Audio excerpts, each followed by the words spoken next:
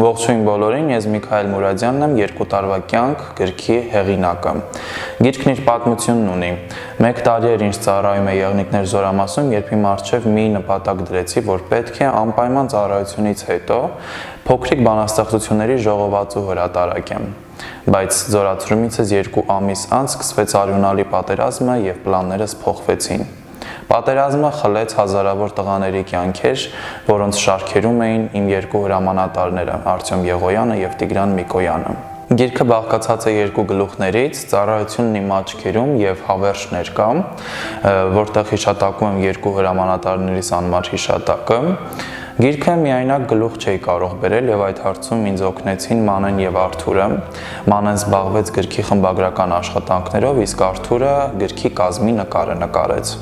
Ստացավ այն պատկերը, որը հենց պետք էր եւ ինչը որ պատկերացնում էի։ Իհարկե եղել են մարդիկ, որ դիմել են, բայց չեն կարողացել նույն պատկերը, նույն մտքերը ստանալ, ինչը որ փոխանցեց Արթուրը թղթին։ Գրեթե 4 ամիս աշխատել ենք, հիմնականում գիշերը հեռախոսակապի միջոցով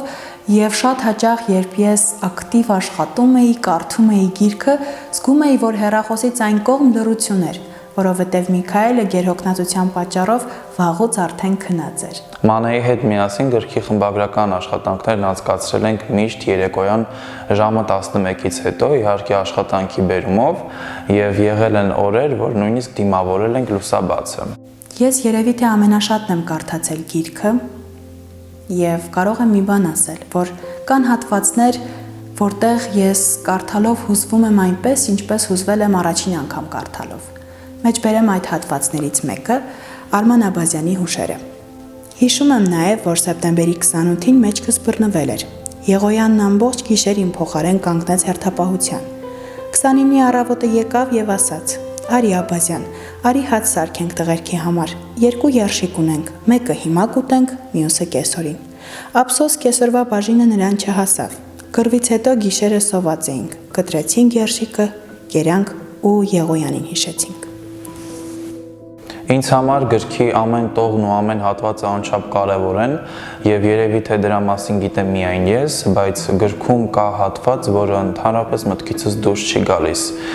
Մեջբերեմ Սերժանտ Հմայակոստյանի հուշերից հատված, ով Արտյոմ Եղոյանի զոհվելուց հետո պահել է դիրքն ու դասակը մինչև հասել են օգնության։ Արտյոմ Եղոյանի եւ Տիգրան Միկոյանի մահից 2 օր հետո երազումս խրամուղով քայլում էի։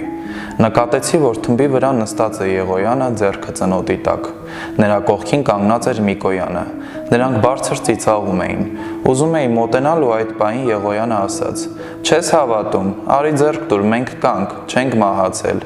Երազումս այն զգացումն էր, որ նրանք իսկապես չեն մահացել։ Ես նրանց զգում էի այդ պահին։ Արթնացա ու գնացի այնտեղ, որտեղ նրանք զոհվել էին։ Հիշեցի, վերապրեցի անցածը։ Գրքի շնորհանդեսը տեղի ունեցավ 2021 թվականի սեպտեմբերի 17-ին Ավետիք Իսահակյանի անվան գրադարանում։ Ուզում ենք շնորհակալություն հայտնել Ավետիք Իսահակյանի անվան գրադարանի տնօրեն Հասմիկ Կարապետյանին եւ գրադարանի ողջ անձնակազմին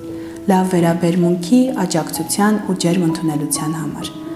Այդ օրը իսկապես հուզված էինք բոլորս։ Ես ապրում եմ այն պատասխանատվությամբ, որ ինչքան էլ որ ապրեմ, պիտի իրականացնեմ այնպիսի աշխատանքներ կամ մասնակից լինեմ այնպիսի աշխատանքների, որոնք կհավերժացնեն եւ բարձր կպահեն մեր անմահերոսների անունները։ Եվ հենց այս գիրքը 2 տարվա գիրքը փաստում է ասածս, ինչպես նաեւ իմ եւ Միքայելի արդեն իսկ իրականացված մի քանի աշխատանքներ եւ ապագայում իրականացվող աշխատանքներ։ 2 տարվա կյանք գրքի շնորհանդեսի ժամանակ խոսեցի նպատակներից մասին,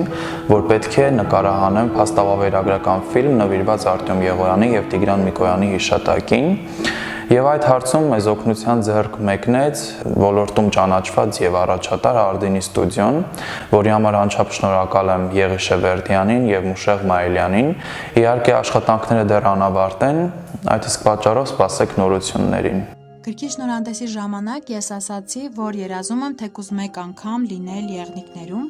Դեմքերը, իրադարձությունները շատ լավ են եւ պատկերավոր են բնութագրված, ինչպես նաեւ եղնիկների բնությունը։ Ցավոք երբեք չեմ եղել եղնիկներում, բայց Միքայելն այնքան մեծ սիրով ու կարոտով է ներկայացնում, որ գրքից հետո ինձ թվում է, որ ես եղել եմ եղնիկներում, եւ գրքից հետո մեծ ցանկություն ունեմ գոնե մեկ անգամ լինելու եղնիկներում։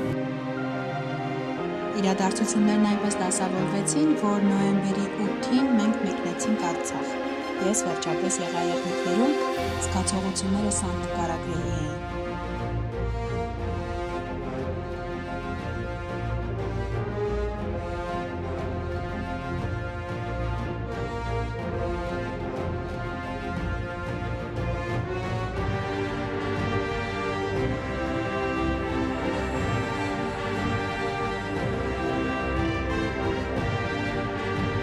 Գրքում ընթերցողը հաստատ նկատել է անկեղծություն, ազնվություն, սեր դեպի հայրենիքը, անձնազոհություն, հավատարմություն, ընկերասիրություն, եւ ես վստահ կարող եմ ասել, որ յուրաքանչյուրս այս գրքից շատ բան ունենք սովորելու, եւ ես շատ ուրախ եմ, որ այս գրքի փոքրիկ մաս եմ կազմում։ Գիրք, որը հաստատ ունի իմաստ, ասելիք, եւ ինչպես Միքայելն է հաճախ նշում, գիրք, որն ունի իր շունչն ու սրտի զարկը։ Շատ մեծ գնահատանքի արժանացավ գիրքը եւ ուզում ենք շնորհակալություն հայտնել բոլորիդ։ Հասարակության պահանջով Լույս Աշխարհ տեսավ գրքի երկրորդ հրատարակչությունը, որի համար անչափ շնորհակալ եմ։ Պատվերներ եղան Գերմանիայից, Ֆրանսիայից, Իսպանիայից եւ Հայաստանի այլ մարզերից։ Շնորհակալ եմ։